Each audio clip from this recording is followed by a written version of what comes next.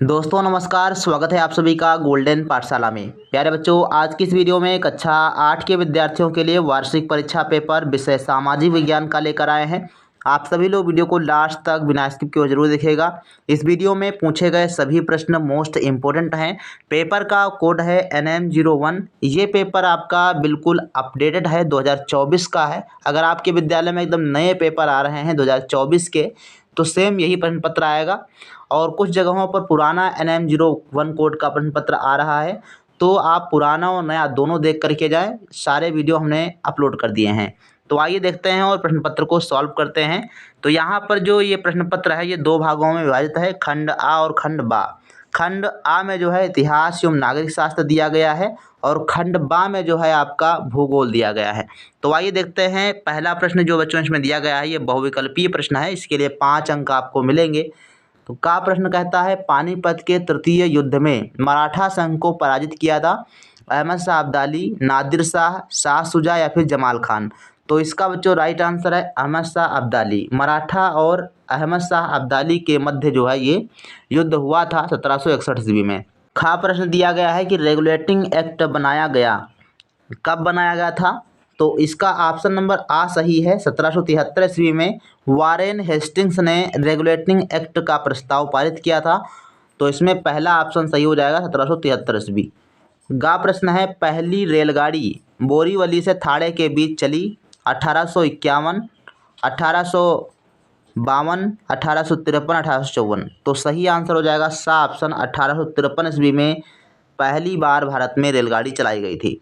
इसके बाद है घा प्रश्न, ब्रह्म समाज की स्थापना की स्वामी विवेकानंद ने, दयानंद ने, राजा राम मोहन राय ने या महादेव रानाडे ने। तो सही आंसर है बा ऑप्शन, राजा राम मोहन राय ने ब्रह्म समाज की स्थापना की थी, और इन्होंने सती प्रथा में को समाप्त करने में अहम भूमिका निभाई थी, और इन्हें जो है पुनर्जागरण का अग्रदूत भी कहा जाता है। अंगा प्रश्न है, कांग्रेस का प्रथम अधिवेशन हुआ था 1885, 1886, 1887, 1888। तो सही आंसर है 1885 ईस्वी में जो है कांग्रेस का प्रथम अधिवेशन हुआ था, और 1885 ही में कांग्रेस का गठन हुआ था। ये भी आपको ध्यान रखना है। दूसरा प्रश्न यहाँ पर अतिलघुत्तरीय प्रश्न दिए गए हैं। का प्रश्न कहता है कि गांधी जी ने सत्याग्रह आंदोलन कब शुरू किया था? तो ये बच्चों 1916 में पहली बार गांधी जी ने सत्याग्रह किया था, और ये चंपारण आंदोलन जो था, चंपारण सत्याग्रह किया था 1916 में। तो पहला सत्याग्रह इनका था। इसके बाद है खा प्रश्न, सत्याग्रह करने वाला पहला व्यक्ति कौन था? महात्मा गांधी को आप लिख देंगे, सही हो जाएगा। और गा प्रश्न है, लौह पुरुष किसे कहा जाता है? तो सरदार वल्लभ भाई पटेल को लौह पुरुष कहा जाता है, आयरन मैन कहते हैं। घा प्रश्न है, मतदान करने की न्यूनतम आयु कितने वर्ष है? तो 18 वर्ष है, इसमें आप लिख दीजिएगा। अंगा प्रश्न है, सेना में भर्ती होने के लिए पहले क्या होती है? तो सेना में भर्ती होने के लिए पहले चयन परीक्षा होती है। इसके बाद है प्रश्न संख्या 3, लघुत्तरीय प्रश्न दिया गया है 20 नंबर में, और इसमें 4 प्रश्न आपके हैं। प्लासी का युद्ध किसके बीच हुआ था? तो प्लासी का युद्ध सिराजुद्दौला, जो बंगाल के नवाब हुआ करते थे, तो सिराजुद्दौला और अंग्रेजी सेनाओं के मध्य, अंग्रेजी सेना का नेतृत्व उसमें कर रहे थे लॉर्ड क्लाइव। तो यूँ लिख सकते हो आप, प्लासी का युद्ध सिराजुद्दौला और लॉर्ड क्लाइव के मध्य 1757 ईस्वी को हुआ था। ठीक, ये आप लिख दीजिएगा। खा प्रश्न है, सहायक संधि क्या थी? तो ये इसको पढ़ लीजिएगा आप, थोड़ा सा लंबा प्रश्न है, उत्तर इसका आ जाएगा।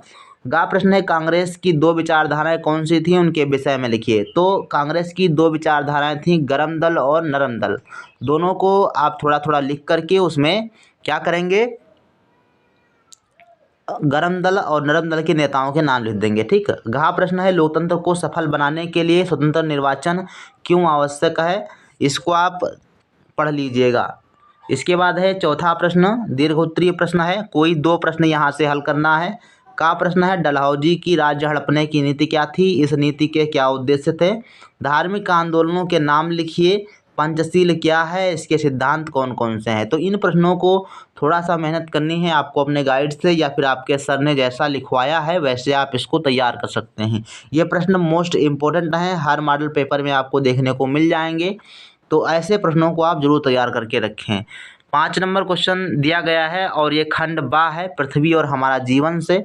यहाँ से जो 5 नंबर क्वेश्चन है वो शुरू होता है और यहाँ 10 अंक आपको मिलेंगे।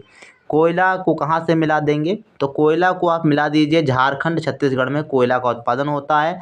खनिज तेल ये असम और मुंबई हाई से निकाला जाता है। परमाणु ऊर्जा ये यूरेनियम और थोरियम से हमको प्राप्त होती है। जल विद्युत ऊर्जा बांध से प्राप्त की जाती है और परमाणु ऊर्जा केंद्र तारापुर महाराष्ट्र में स्थित है।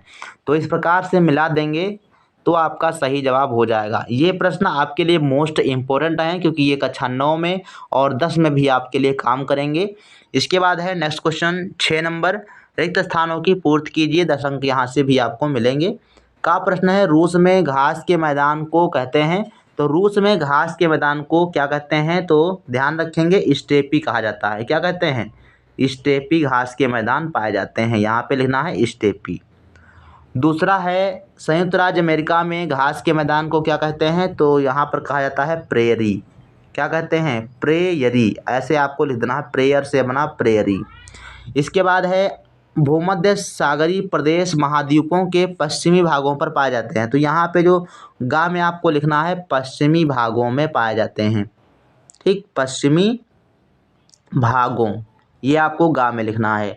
घा दिया गया है अर्जेंटीना में घास के मैदानों को क्या कहते हैं? तो अर्जेंटीना में घास के मैदानों को पम्पास कहा जाता है। क्या कहते हैं? पम्पास कहते हैं। अंगा प्रश्न है भूमध्य सागरीय प्रदेश में अधिक वर्षा होती है। यहाँ पर लिख दीजिएगा अधिक वर्षा होती है। ठीक है, वर्षा लिखा है, अधिक लिख दीजिएगा।